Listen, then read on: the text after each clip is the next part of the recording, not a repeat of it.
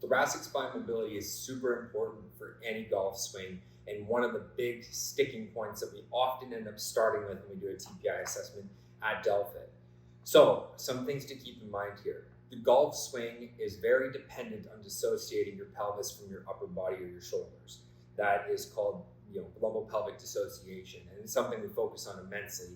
But you can only have lumbopelvic dissociation if you can rotate through your thoracic spine or T-spine. There's obviously some other things that come into it that are above the scope of this discussion, but being able to extend and rotate through your thoracic spine is vitally important to get that dissociation, which gives you the ability to create power from your hips and elasticity through your shoulders. Now, let's talk about some things that you can do to increase your thoracic spine mobility. So this first video, you're going to see us foam rolling our thoracic spine into extension. Now, contrary to popular belief, with foam roller in the spine, we don't want to roll up and down. We want to use the foam roller as an opportunity to distract the joints of our spine. So you're going to see me push my back into the foam roller, so pushing down into the foam roller, and then from that point, I'm going to arch my upper back over the foam roll. Now, very important, also remember to look backwards because your head's connected to your spine and you can only go where your eyes are looking. So we want to push back and then extend. Now you're going to want to move up a spinal level. Starting at the base of your rib cage, you're going to go up a level. The same thing, push back and extend. I'm going to slide down a little bit, so up a level on my spine, push and extend. Now, if you feel like you're not getting enough extension from this exercise, you're going to see me here grab a heavy weight. You could also use a door frame or the banisters of a staircase or a coffee table. And I'm going to reach over my head, grab that heavy weight or that point that's fixed. And now from a position where I'm bridged on top of the roll, I'm going to pull my bum down to the ground and I'm going to arch my back over the foam roll at the same time. So this is called foam rolling extension with overpressure.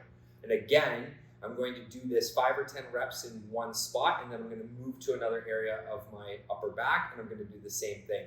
Reach, hold, pull my bum down to the ground, so I'm arching my lower back, and then lean my upper back over the foam roller as well. So that's foam roller extension.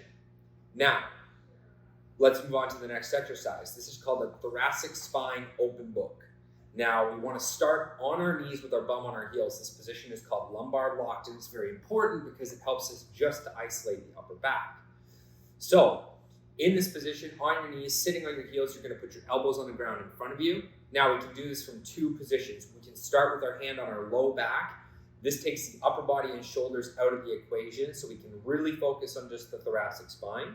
And all you're going to do is from that position, imagining you're in a tunnel where you can't touch the sides, you're going to turn your upper body to look up towards the ceiling. You're going to come back down so your elbow touches the ground, and then you're going to repeat. So you're going to go down and up, trying to get as far as you can with each twist, and making sure you stay in a tunnel so you don't shift side to side as you're turning. Now, the other option, when you get really good at doing it with your hand behind your back, is to put your hand behind your head. Now, what this does is it allows us to add in a little bit of shoulder adduction, so bringing our shoulder blade back towards our spine, and we're going to be able to twist and look up towards the sky, adding in a little bit of the shoulders. You still want to make sure you're starting from your elbows with your bum on your heels and twisting as far as you can while staying aligned in that tunnel. Now, we're going to get a little bit more challenging with this next exercise. Once you've got the basic mobility down, that is performed from the foam rolling and from the lumbar or locked open book exercise, you're going to want to add a little bit of motor control to continue to encourage more mobility. So that's where we're going to go with a kettlebell windmill.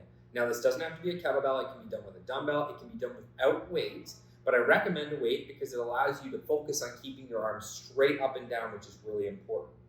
So from a tall or a split kneeling position, this is where we're going to want to start.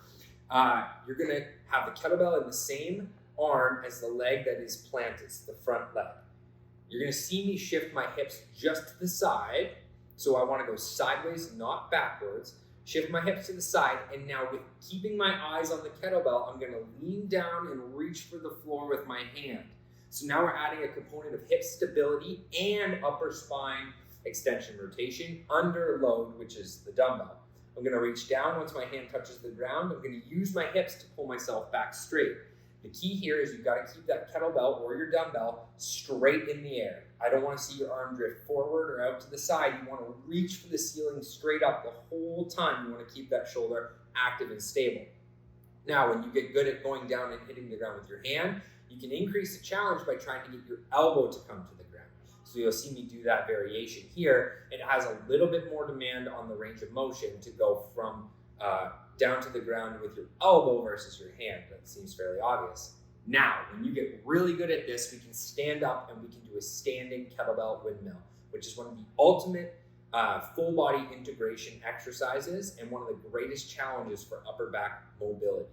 You're going to see me here in the same position where I've got that kettlebell up into the sky. I'm going to shift my hips off to the side, just like I did from my knees, and then I'm going to slide my down hand through the inside of my leg, twist my upper back, always looking at the kettlebell, and reach down towards the ground.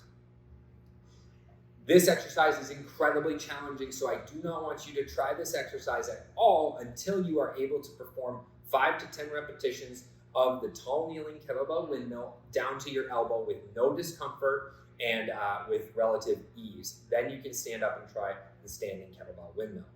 Now, this last move is more of an on-course driving range pre-round warm-up and can be done with your golf club, which makes it an excellent move to do out on the course.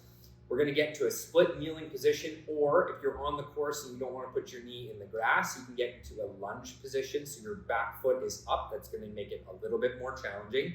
But in this lunge position, you're going to grab your golf club with an underhand grip at the top and an overhand grip at the bottom. And you're going to start with your in the position where your top hand is the same as your top leg. Now, from this position, you're going to use your bottom arm to drive your upper body into a backwards rotation with extension.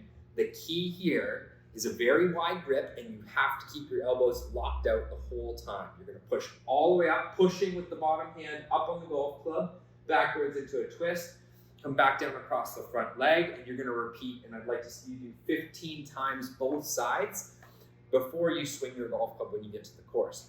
If you find this T-spine mobility stuff helpful, this is going to be one of your go-to pre-round warm-up drills as long as you continue to golf.